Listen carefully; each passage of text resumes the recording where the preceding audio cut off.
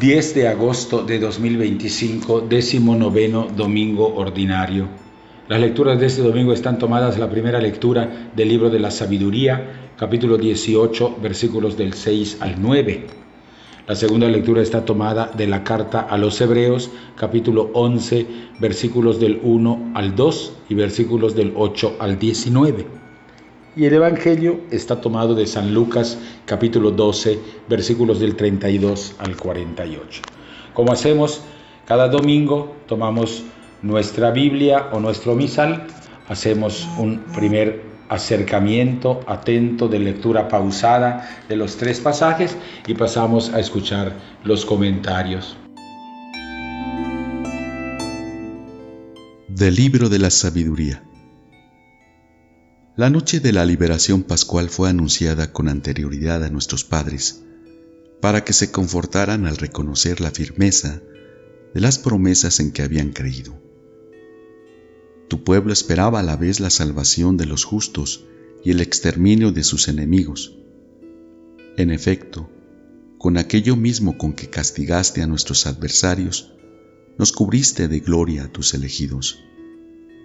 Por eso, los piadosos hijos de un pueblo justo celebraron la Pascua en sus casas, y de común acuerdo se impusieron esta ley sagrada, de que todos los santos participaran por igual de los bienes y de los peligros, y ya desde entonces cantaron los himnos de nuestros padres.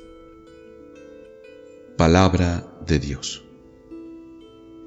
La primera lectura está tomada del libro de la sabiduría, capítulo 18, versículos del 6 al 9. La última parte del libro de la sabiduría está conformada por los capítulos del 16 al 19, que cierran el libro. Como continuación de los juicios históricos que el autor ha registrado en los capítulos 11 y 12, ahora el autor va a poner en claro cómo obró Dios cuando liberó a Israel de la esclavitud de Egipto. Lo mismo que sirvió de castigo a los malvados, ha sido salvación para las personas justas. Nuestro pasaje está arrancado de una unidad que abarca capítulo 18, versículos del 5 al 19. Ojalá podamos leerla completa. Ahí se establece una correspondencia entre la 10ª plaga contada en el libro del Éxodo y la salida del pueblo de la casa de la esclavitud. En castigo por la decisión de matar a los primogénitos de Israel, como nos cuenta el capítulo 1, versículo 22 al capítulo 2, versículo 10 del libro del Éxodo, los egipcios fueron condenados por Dios a perder los suyos, sus primogénitos. Como puede advertir cualquier lector atento, el libro del Éxodo no hace relación alguna entre los dos acontecimientos: la decisión del faraón de matar a los niños hebreos con la plaga del exterminio de los hijos de Egipto. Pero el autor no se basa solo en textos bíblicos, sino también en tradiciones rabínicas que interpretaban los textos y que estaban a su alcance. En nuestro pasaje sobresalen tres elementos: el cumplimiento de las promesas de parte de Dios a los patriarcas, capítulo 18, versículo 6, la solidaridad entre los miembros de la alianza, capítulo 18, versículo 9, estos miembros que están vinculados para ser un pueblo de justos, de elegidos, de piadosos, de santos.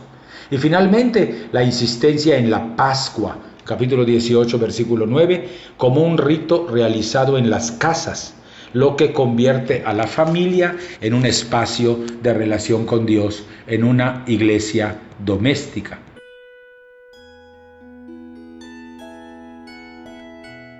De la carta a los Hebreos.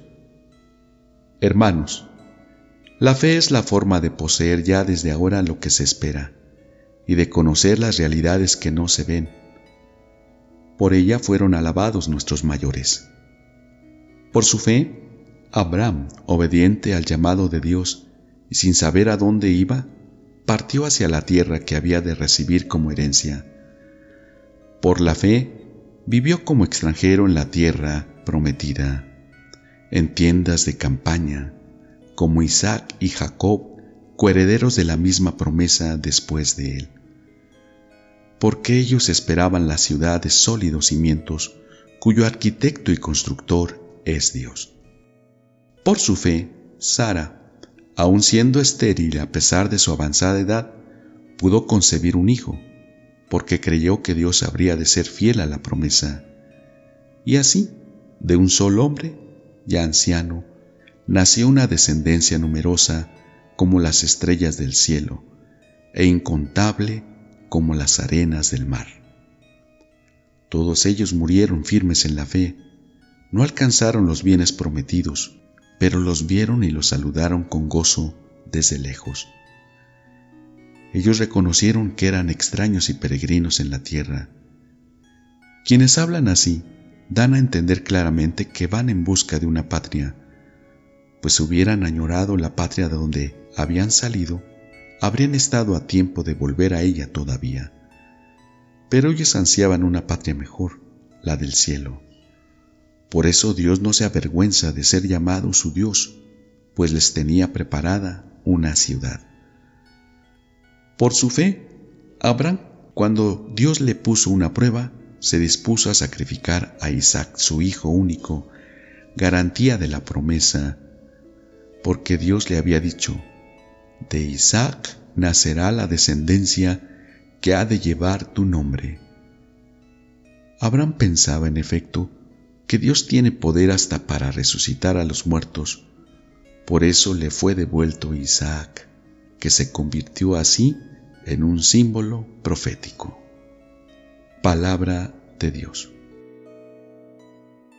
La segunda lectura está tomada de la carta a los Hebreos, capítulo 11, versículos 1 y 2 y versículos del 8 al 19.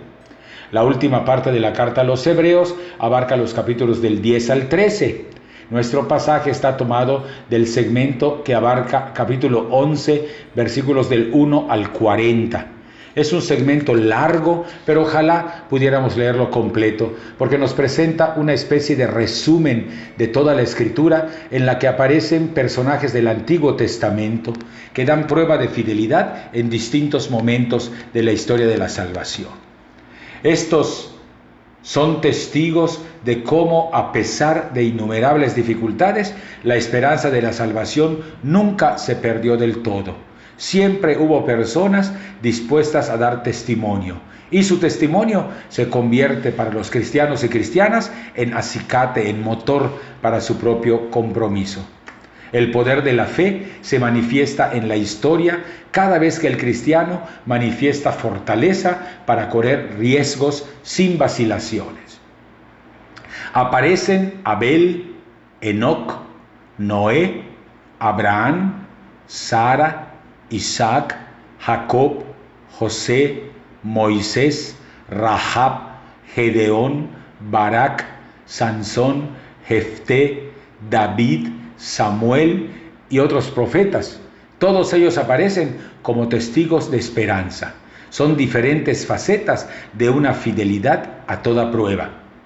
El autor contempla el pasado como una larga procesión martirial que debiera llenar de ánimo y vigor a los escuchas. Y sin embargo, todos ellos son testigos que mantuvieron una esperanza, pero que nunca la llegaron a ver cumplida. ¿Cuánta no será la gloria de quienes, teniendo en Cristo al verdadero sumo y eterno sacerdote, vivimos el final de los tiempos y hemos visto la promesa de Dios cumplida en el sacrificio de Jesús? Esta serie de modelos de fe y de esperanza del Antiguo Testamento tiene como objetivo reflejar la alegría de ser nosotros, ahora, los depositarios del cumplimiento de las promesas en la que aquellos personajes esperaron. Somos bienaventurados. Del Santo Evangelio según San Lucas. En aquel tiempo Jesús dijo a sus discípulos: No temas, rebañito mío, porque tu Padre ha tenido a bien darte el reino. Vendan sus bienes y den limosnas. Consíganse unas bolsas que no se destruyan y acumulen en el cielo un tesoro que no se acaba, allá donde no llega el ladrón ni carcome la polilla, porque donde está su tesoro, ahí estará su corazón. Estén listos, con la túnica puesta y las lámparas encendidas. Sean semejantes a los criados que están esperando a que su señor regrese a la boda, para abrirle en cuanto llegue y toque. Dichosos aquellos a quien su Señor al llegar encuentre en vela. Yo les aseguro que se recogerá la túnica, los hará sentar a la mesa y él mismo les servirá. Y si llega a medianoche o a la madrugada y los encuentra en vela, dichosos ellos. Fíjense en esto. Si un padre de familia supiera a qué hora va a venir el ladrón, estaría vigilando y no dejaría que se le metiera por un boquete en su casa. Pues también ustedes estén preparados, porque a la hora en que menos lo piensen, vendrá el Hijo del Hombre. Entonces Pedro le preguntó a Jesús: ¿dices esta parábola solo por nosotros o por todos? El Señor le respondió: supongan que un administrador, puesto por su amo al frente de la servidumbre, con el encargo de repartirles a su tiempo los alimentos, se porta con fidelidad y prudencia. Dichoso este siervo, si el amo a su llegada lo encuentra cumpliendo con su deber. Yo les aseguro que lo pondrá al frente de todo lo que tiene. Pero si este siervo piensa: mi amo tardará en llegar, y empieza a maltratar a los criados y a las criadas, a comer, a beber y a embriagarse, el día menos pensado y a la hora más inesperada, llegará su amo y lo castigará severamente, y le hará correr la misma suerte que a los hombres desleales. El siervo que, conociendo la voluntad de su amo, no haya preparado ni hecho lo que debía, recibirá muchos azotes, pero el que, sin conocerla, haya hecho algo digno de castigo, recibirá pocos. Al que mucho se le da, se le exigirá mucho, y al que mucho se le confía, se le exigirá mucho más. Palabra del Señor. El Evangelio está tomado de Lucas capítulo 12, versículos del 32 al 48. En continuidad con el tema iniciado la semana pasada, la recta relación que los discípulos y discípulas y de quien quiera seguir a Jesús ha de tener con los bienes materiales, el Maestro va a insistir hoy en que el desapego de los bienes materiales brota de la aceptación agradecida del anuncio del reino de Dios. El pasaje que leemos hoy tiene tres partes distintas. La primera parte, capítulo 12, versículos del 31 al 34, ofrece algunos consejos de Jesús para mantener el desapego y anuncia una verdad definitiva. Ponemos el corazón ahí donde ponemos nuestro tesoro. El reino y no los bienes materiales ha de ser nuestro tesoro. Un segundo momento abarca capítulo 12, versículos del 35 al 40. Aquí se introduce la expectativa de la venida del Señor y se comparte la comparación del dueño de la casa que aprecia el esfuerzo de sus siervos y la comparación del padre de familia que se cuida de la llegada de los ladrones. Y finalmente, un tercer momento en el pasaje, capítulo 12, versículos del 41 al 48, que se enfoca en los líderes de las comunidades cristianas. La primera parte se introduce con unas palabras tiernas de Jesús. Los discípulos son su rebañito, la comunidad de discípulos que hacen la experiencia paternal y providente del reino. El tema continúa lo que se ha expuesto el domingo pasado. La experiencia del reino es una experiencia que pasa por la desposesión, por la austeridad sustentable y de ningún modo pasa por el lucro y por lo superfluo. Los bienes materiales pueden aprisionar el corazón humano y pueden exigirle una dedicación creciente que termina por enajenar a la persona y volverla extraña ante sus propios hermanos. Nada más lejos que esto en lo que concierne al reino del Padre. En la parte segunda de la lectura, San Lucas nota que los creyentes han bajado la guardia ante la vuelta del Señor.